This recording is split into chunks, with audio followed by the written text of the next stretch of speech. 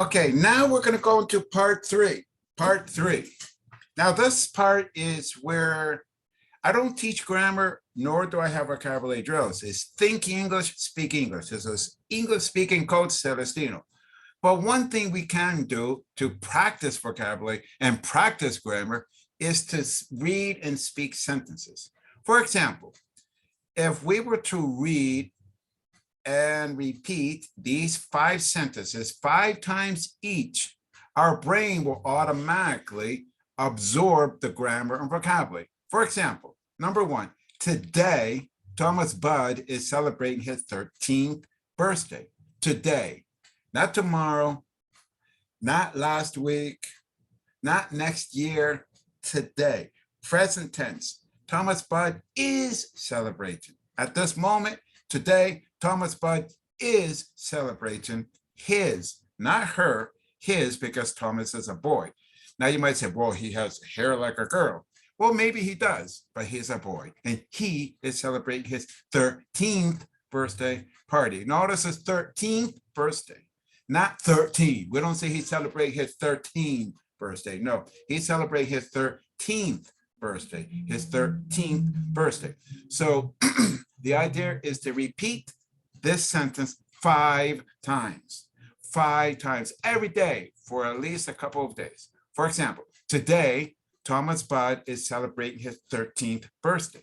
Today, Thomas Budd is celebrating his 13th birthday. Today, Thomas Budd is celebrating his 13th birthday. Today, Thomas Budd is celebrating his 13th birthday. Today, Thomas Budd is celebrating his 13th birthday. Good. The second one. Becoming 13 in the United States is really exciting. Becoming, notice it's ing, becoming. It's a process of becoming. The process of becoming 13 years old in the United States is really exciting. In the United States is singular because becoming 13 in the United States is singular. It's a singular thought. Is really exciting. Not just exciting, but really exciting. Now, really quick, when you say I am 13 years old, never say I have 13 years old. No, that is not correct. Maybe in Spanish, you can say yo tengo 13 años. I am. In the United States, it says I am, not I have. I am 13 years old. Okay, so let's repeat 5 times. Becoming 13 in the United States is really exciting. Becoming 13 in the United States is really exciting. Becoming 13 in the United States is really exciting. Becoming 13 in the United States is really exciting. Becoming 13 in the United States is really exciting. Okay, the third sentence. As a kid, now officially becomes a teenager. As a kid. Now you can say kid instead of a child. You can say as a boy. You can say as a child. Now remember, kid is singular. Child is singular. Children is our plural. Children is a plural word. Children. We don't say childs. We don't say children's. Okay? But in this case, it's just as a kid. Just like man is singular, men is plural.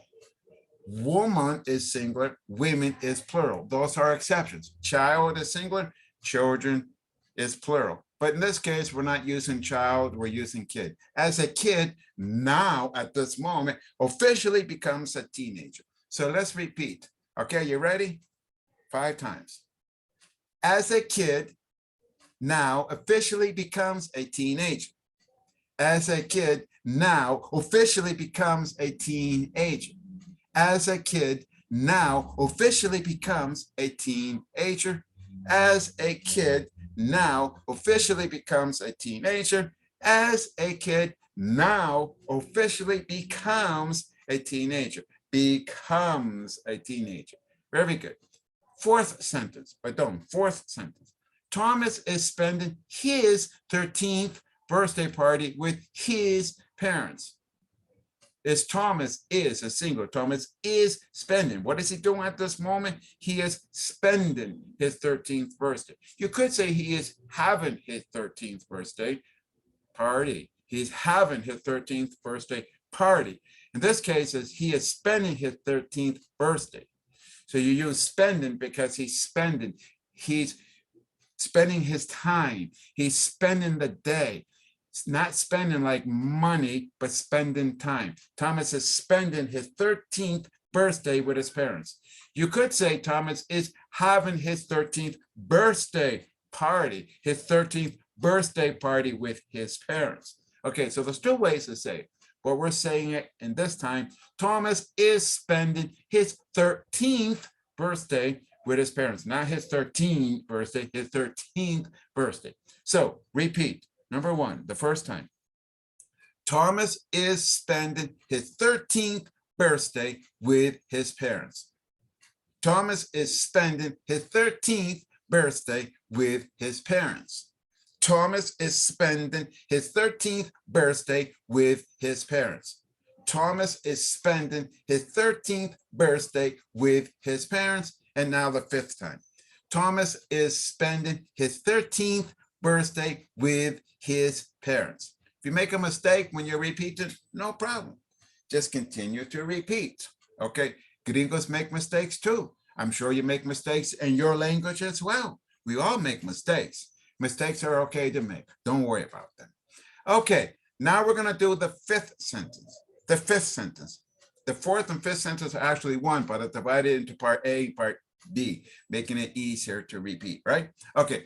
Grandparents and his 17-year-old sister, Sarah. Grandparents and his 17-year-old sister.